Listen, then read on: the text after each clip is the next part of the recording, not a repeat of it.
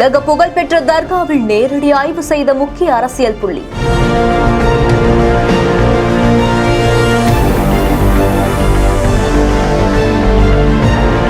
வரக்கூடிய பக்தர்களுக்காக இப்படி ஒரு பிரம்மாண்ட ஏற்பாடா?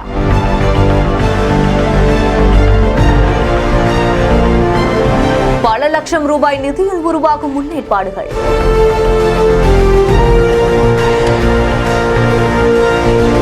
நாகப்பட்டினம் மாவட்டம் நாகூர்ல உலக புகழ்பெற்ற தர்கா கந்தூரி விழா வரக்கூடிய நவம்பர் 21ஆம் தேதி கொடியேற்றத்தோட தொடங்க இருக்கு. இந்த விழாவுடைய முன்னேற்பாடுகள் தீவிரமா நடந்துட்டு வரக்கூடிய நிலைமையில தான் சிறுபான்மை நலத்துறை அமைச்சரான ஆவடி நாசர் மற்றும் பள்ளி கல்வித்துறை அமைச்சரான அன்பில் மகேஷ் பொய்யாமொழி தர்காவுடைய வளாகத்துக்கு நேரில் போய் ஆய்வும் செஞ்சிருக்காங்க. முன்னேற்பாடுகள் குறித்து அங்க இருக்கக்கூடிய தர்கா நிர்வாகிகள் அதிகாரிகளோட சேர்ந்து ஆலோசனையும் நடத்தியிருக்காங்க.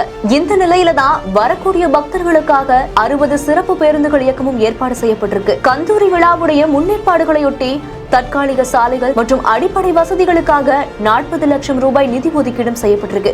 இந்த நிலையில தான் இந்த ஆய்வுல நாகையுடைய எம்பியான செல்வராஜ், சட்டமன்ற உறுப்பினரான ஷா நவாஸ், மாவட்ட நிர்வாகிகள் பலருமே கலந்துக்கவும் செஞ்சிருக்காங்க. இந்த செய்தி குறித்த உங்களுடைய கருத்துக்களை கீழே ஷேர் பண்ணுங்க.